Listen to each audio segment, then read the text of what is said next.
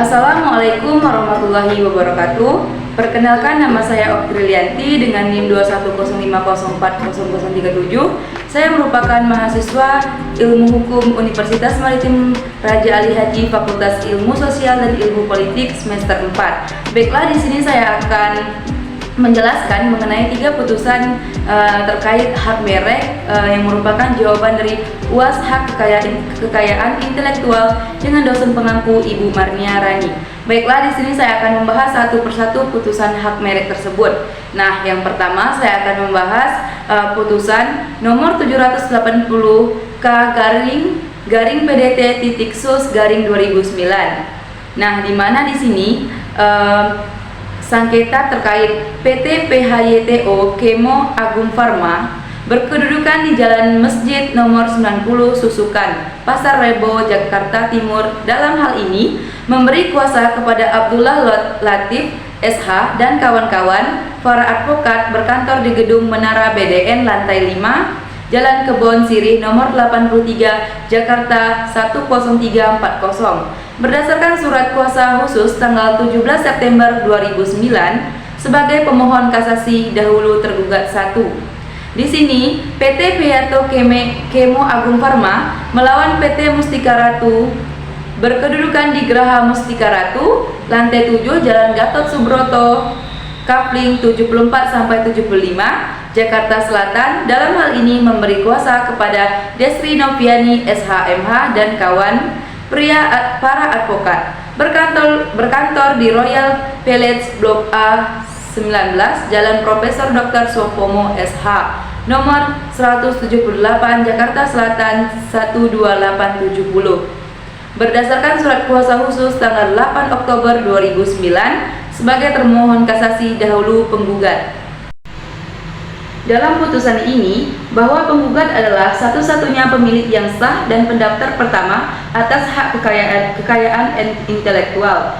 Nah, yang pertama, merek Slimming Tea untuk kelas barang atau jasa 05 sebagai sertifikat merek nomor 341391 terdaftar pada tanggal 11 Agustus 1995 atau bukti P1A dan telah diperpanjang dengan sertifikat merek nomor IDM 000749393 terdaftar pada tanggal 9 Mei 2006 atau bukti P1B yang melindungi jenis barang jamu celup langsing. Selanjutnya yang kedua, merek Slimming Tea untuk kelas barang atau jasa 05 sebagaimana sertifikat merek nomor 328942 terdaftar pada tanggal 6 Oktober 1993 atau bukti P2A dan telah diperpanjang dengan sertifikat merek nomor IDM 001000836 terdaftar pada tanggal 5 Desember 2006 atau bukti P2B yang melindungi jenis barang jamu celup langsing. Bahwa produk tersebut atau Slimming Tea milik penggugat yang beredar di pasaran adalah sesuai dengan etiket merek yang tercantum dalam sertifikat merek nomor 341391 terdaftar pada tanggal 11 Agustus 1995 dan diperpanjang dengan sertifikat merek nomor IDM 000749393 terdaftar pada tanggal 6 Oktober 1993 dan diperpanjang dengan sertifikat merek nomor IDM 001000836 terdaftar pada tanggal 5 Desember 2006 atau bukti P3.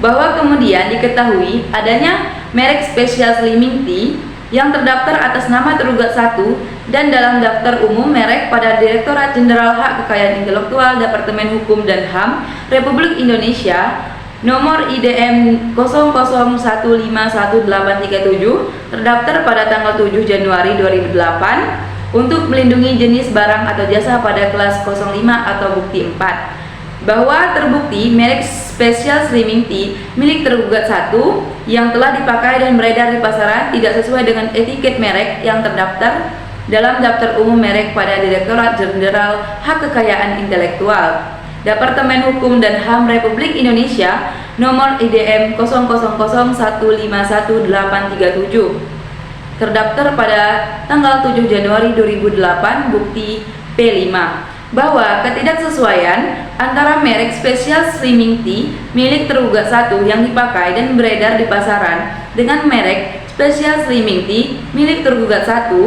yang terdaftar berdasarkan sertifikat merek nomor IDM 00151837 part yang terdaftar pada tanggal 7 Januari 2008 adalah sebagai berikut. Yang pertama, merek yang dipakai dan beredar di pasaran yaitu warna hijau dan putih. Sedangkan merek yang didaftarkan warna hitam dan putih, tidak ada warna hijau.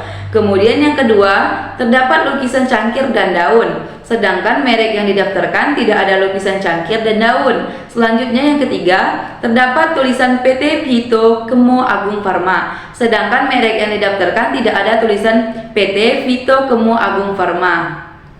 Selanjutnya, bahwa terbukti pemakai merek Special Slimming Tea milik tergugat 1 tidak sesuai dengan merek Special Slimming Tea yang didaftarkan oleh tergugat 1 karena terdapat ketidaksesuaian dengan bentuk gambar atau lukisan penulisan kata penggunaan warna yang berbeda atau VD pasal 61 ayat 2 butir B Undang-Undang Nomor 15 Tahun 2001 tentang merek.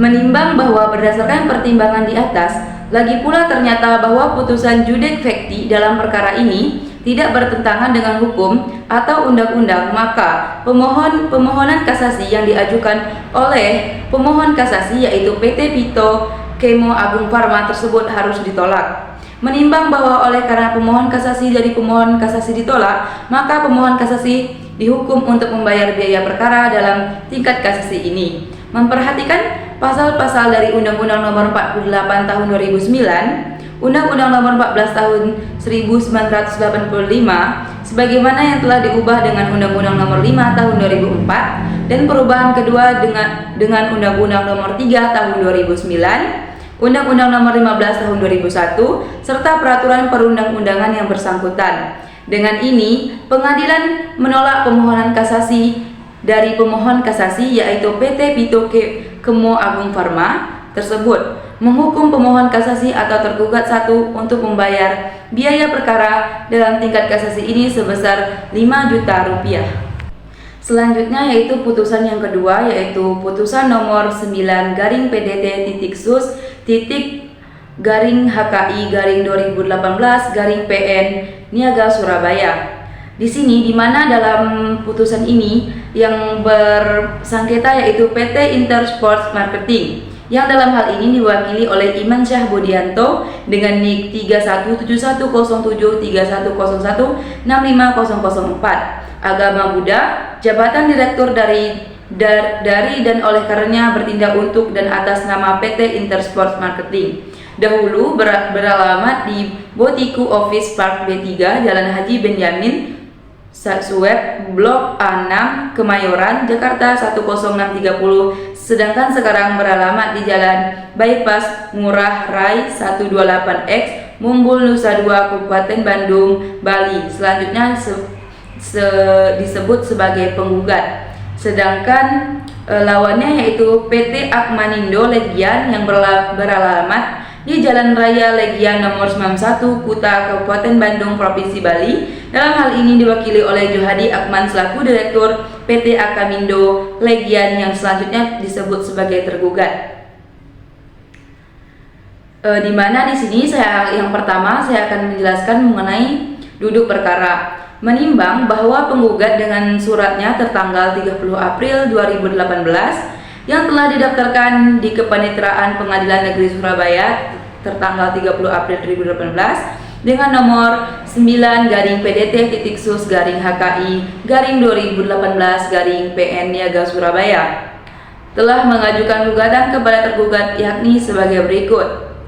Yang pertama, bahwa penggugat adalah suatu badan hukum dengan nama PT Intersport Marketing yang sudah ada dan didirikan sejak tahun 2010 berdasarkan Akta Pendirian nomor 02 tanggal 05 Mei 2010 dibuat di hadapan Zacharias Owela SH. Nah, yang selanjutnya yaitu yang kedua, bahwa dalam menjalankan usahanya sejak tahun 2010 hingga sekarang kegiatan-kegiatan keolahragaan baik yang ada di wilayah Republik Indonesia maupun bekerja sama dengan organisasi-organisasi olahraga di luar negeri. Baiklah, selanjutnya saya akan menjelaskan di dalam putusan ini bahwa kerugian yang dialami oleh penggugat baik secara material maupun immaterial akibat perbuatan melawan hukum yang dilakukan oleh tergugat tersebut, yaitu yang pertama, biaya atau harga lisensi penayangan 2014 FIFA World Cup Brazil di areal komersial setara hotel tergugat atau VD bukti P24A adalah sebesar 250 juta rupiah.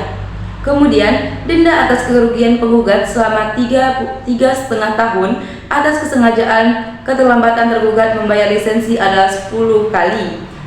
Harga lisensi 10 kali 250 sebesar 2.500.000.000 rupiah.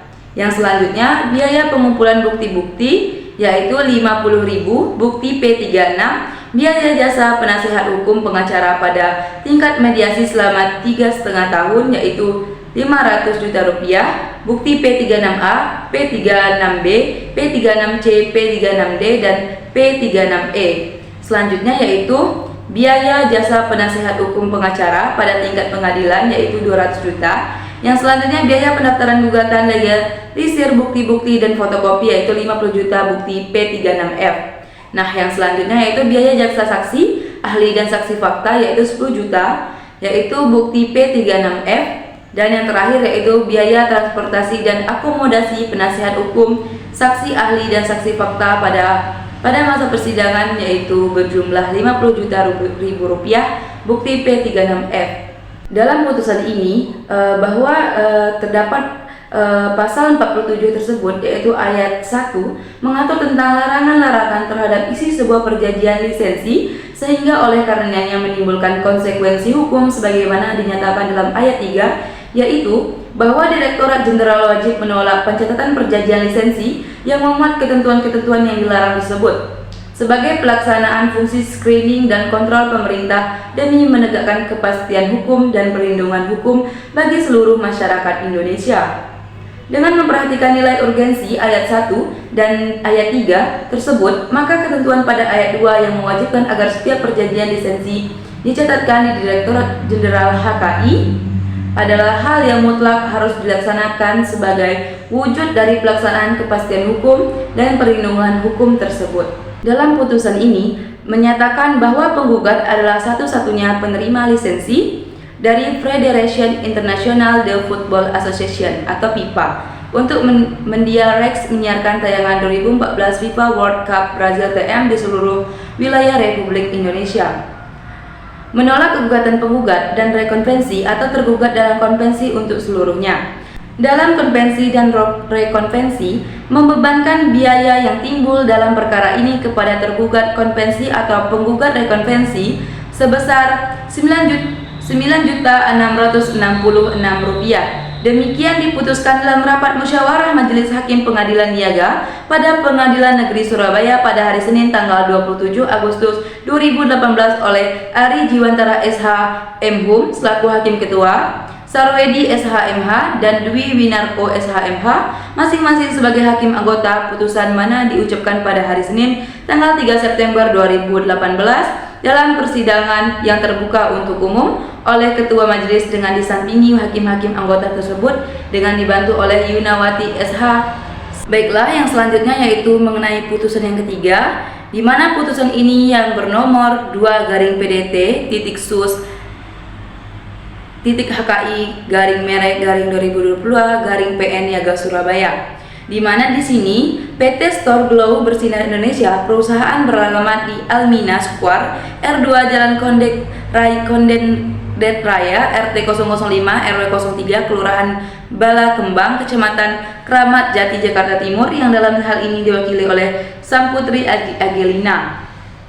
Perempuan lahir di Jakarta ini pada tanggal 11 Januari 1992, warga negara Indonesia bertindak dan berdatangan sesuai jabatan selaku direktur yang dalam hal ini memberikan kuasa kepada Edi Hartono SH dan kawan-kawan para advokat pada Edi Hartono dan Warodat Law Firm beralamat di Jalan Gajah Mada, Komplek Tiban Center Blok nomor 4 dan Kecamatan Sekupang, Kota Batam, Provinsi Kepulauan Riau berdasarkan surat kuasa tertanggal pada 6 April 2022, selanjutnya disebut sebagai penggugat.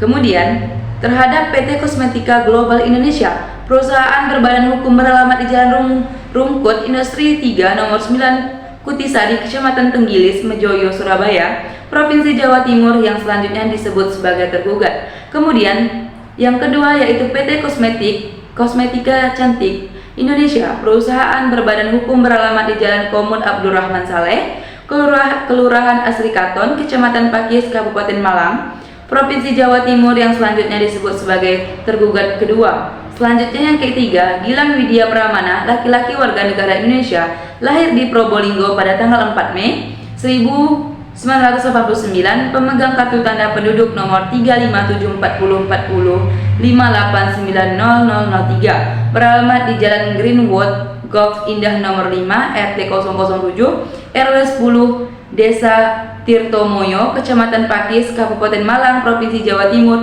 yang selanjutnya disebut sebagai tergugat 3. Nah, yang terakhir yaitu Sandi Purnamasari, perempuan lahir di Surabaya pada tanggal 10 Oktober 1991, pekerjaan wira swasta, beralamat di Jalan Greenwood Golf Indah nomor 5 RT 007 RW 010 Desa Tirtomoyo, Kecamatan Pakis, Kabupaten Malang, Jawa Timur yang selanjutnya disebut sebagai tergugat keempat. Bahwa berdasarkan ketentuan pasal 83 ayat 1 Undang-Undang Republik Indonesia nomor 20 tahun 2016 tentang merek dan indikasi geografis sebagaimana yang berbunyi, pemilik merek terdaftar atau penerima lisensi merek terdaftar dapat mengajukan gugatan terhadap pihak lain yang secara tanpa hak menggunakan merek yang mempunyai persamaan pada pokoknya atau keseluruhannya untuk barang atau jasa yang sejenis berupa yang pertama, gugatan ganti rugi, atau yang kedua, penghentian semua perbuatan yang berkaitan dengan penggunaan merek tersebut.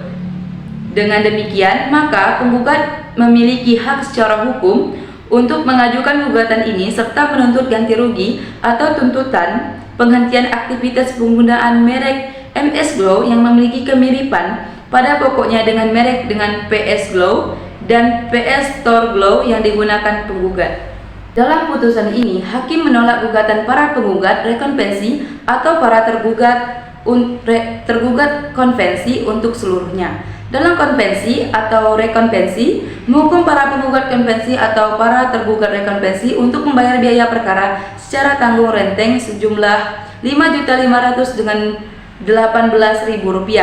Demikian diputuskan dalam sidang permusyawaratan Majelis Hakim Pengadilan Niaga pada Pengadilan Negeri Surabaya pada hari Kamis tanggal 7 Juli 2022 oleh kami Slamet Suripto SHMH sebagai ketua, Erin Tuah Damanik SHMH dan AFS Dewantoro SHMH masing-masing sebagai hakim anggota. Putusan tersebut dibacakan oleh sidang yang terbuka untuk umum pada hari Selasa tanggal 12 Juli 2022 oleh hakim ketua didampingi oleh hakim anggota tersebut dan dibantu oleh Lukman Hakim SH, Panitera Pengganti Pengadilan Niaga pada Pengadilan Negeri Surabaya.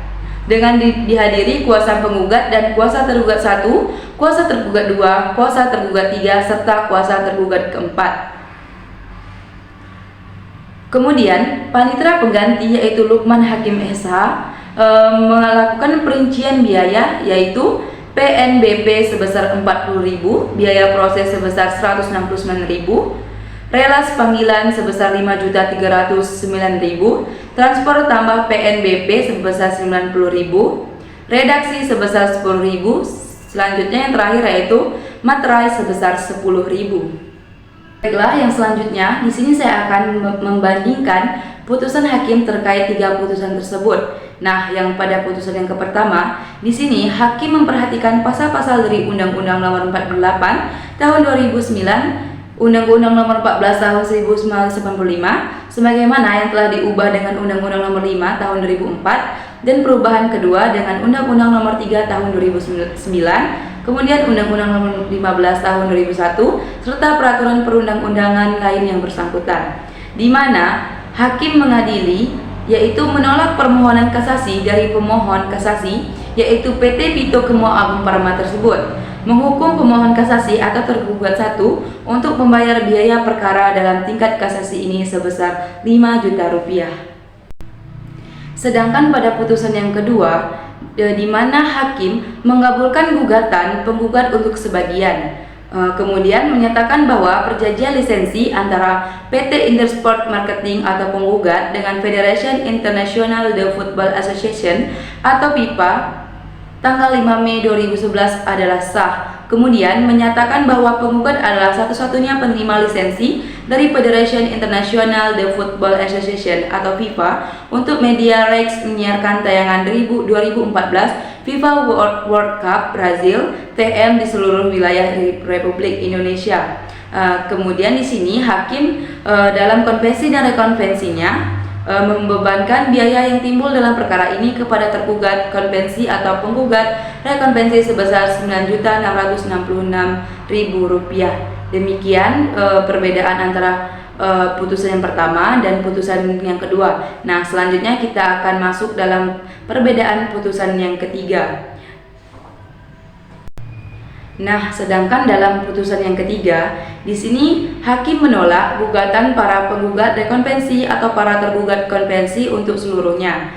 Kemudian dalam konvensi dan rekonvensi menghukum para penggugat konvensi atau para tergugat rekonvensi untuk membayar biaya perkara secara tanggung renteng sejumlah Rp5.518.000. Nah, dari 3 putusan yang telah saya jelaskan dan sudah saya bandingkan antara perbedaan keputusan hakim, sudah sangat jelas bukan? Nah, demikian penjelasan yang dapat saya sampaikan. Terlebih dan terkurang saya mohon maaf. Wabillahi taufik wal hidayah. Wassalamualaikum warahmatullahi wabarakatuh.